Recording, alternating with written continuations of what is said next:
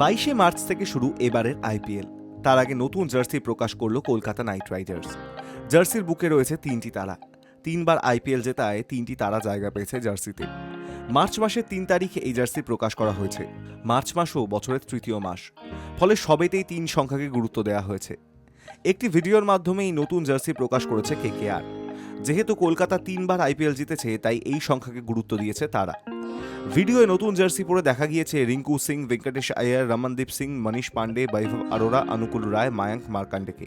শুধু বুকে তারা নয়, এবার জার্সিতে হাতায় সোনালী রঙের একটি ব্যাজও রয়েছে। গতবারের চ্যাম্পিয়ন হিসেবে হাতায় থাকবে এই লোগো। এইবার থেকে এই নতুন বিষয়টি দেখা যাবে। কেকেআর এর মূল মন্ত্র করবো লড়বো জিতবো, সেটিও 3 শব্দ। তাই সেই মন্ত্রকেও ভিডিওতে তুলে এনেছে কেকেআর। এবারের প্রতিযোগিতা শুরু হওয়ার আগেই সমর্থকেরা নতুন জার্সি কিনতে পারবেন। 22শে মার্চ উদ্বোধনী ম্যাচ ঘিরে মাঠে বিরাট কোহলি রয়্যাল চ্যালেঞ্জার্স বেঙ্গালুরুর বিরুদ্ধে খেলতে নামবে কেকেআর। গতবার মেন্টর গৌতম গম্ভীর এবং অধিনায়ক শ্রেয়স আয়ারের জুটি কেকেআরকে চ্যাম্পিয়ন করেছিল। এবার তারা নেই। নতুন মেন্টর হিসেবে এসেছেন ডুয়েন ব্রাভো। এখনও পর্যন্ত নতুন অধিনায়কের নাম ঘোষণা করেনি দল। কেকেআর কাকে অধিনায়ক হিসেবে নির্বাচিত করছে সেদিকে নজর থাকবে সমর্থকদের। Hi news network.